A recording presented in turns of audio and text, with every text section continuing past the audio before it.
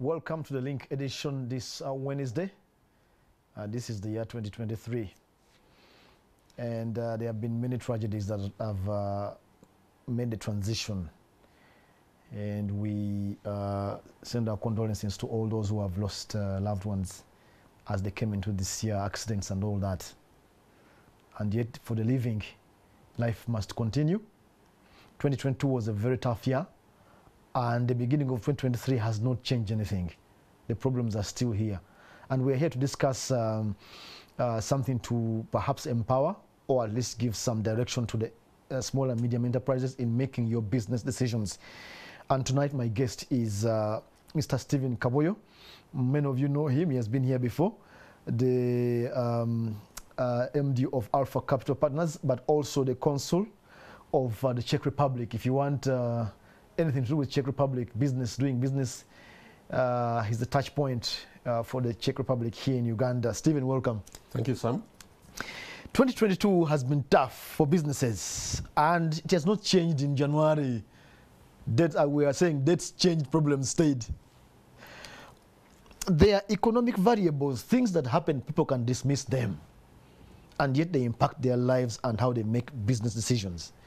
So tell us some of the things that we cannot ignore, especially as SMEs, and how we can use them. Great. Thank you very much, Sam. Sam, I would like to, if you allow me, to just coin a theme for 2023 and reflecting on what happened in 2022. Yes. Just like you stated, 2022 was challenging.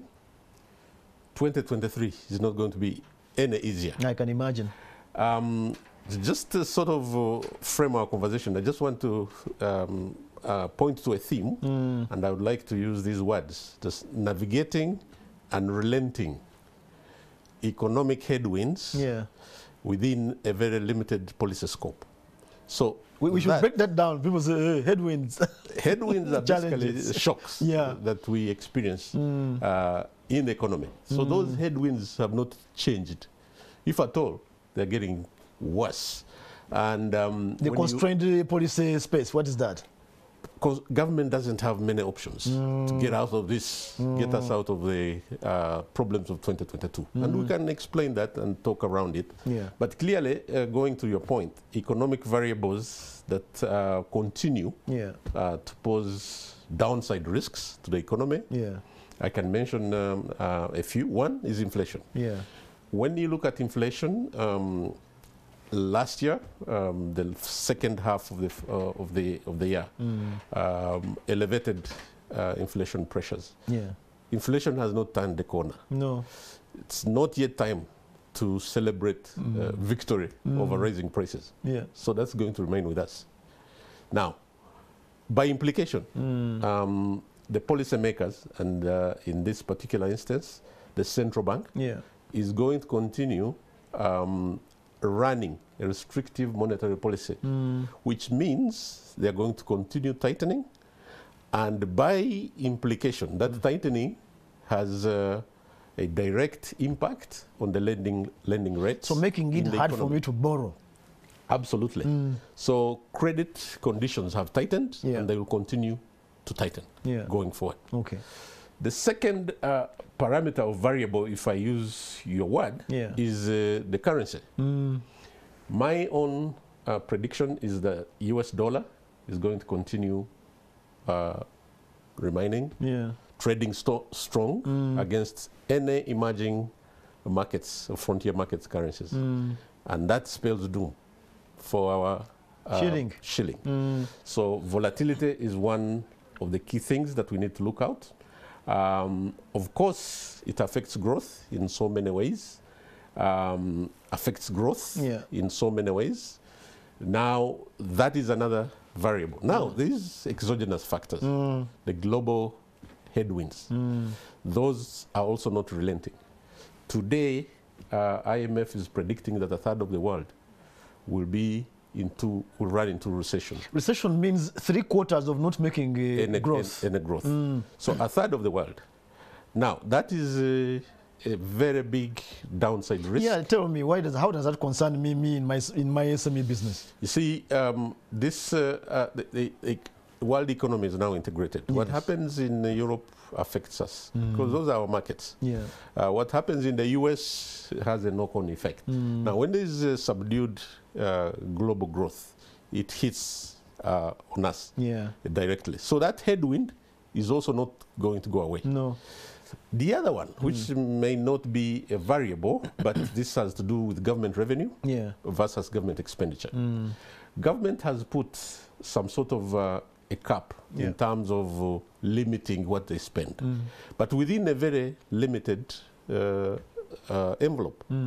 Now, as you know, government is the biggest spender in this economy. When government is not spending, there's a shock, and the trickle-down effect affects all SMEs, all businesses, households. Is that why I'm feeling no money in my pocket now? Perhaps some, that could be the effect. But that also is a major one, and we need to be looking at that. It's not likely to improve in 2023, and that's why I'm saying, or even you pointed out, that we are not yet out of the woods. So challenges are going to remain, and we need to be mindful of the limited policy scope, which you asked earlier. What are those policy responses that government can do? Because in a period like this, one would be looking at credit extension. Yes, borrowing. But you cannot extend credit because credit is very expensive. Two, you'll probably be talking about how do we generate growth? How do we stimulate growth? But you can only stimulate growth when you have a surplus in the government finances. That and we don't have that's it. not happening. Now, as you know, Sam, SMEs are the lifeblood of Uganda's economy. Absolutely.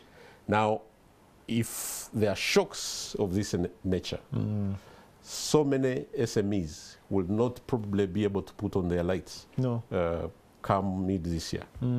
So that is a huge shock on the economic dynamics of our country. Now, from what I do and in the advisory role. I was going to ask. So how do I, knowing those things you have said? Yes. What do I do? Now, I'll specifically address myself to what SMEs should do in periods of uncertainty like this.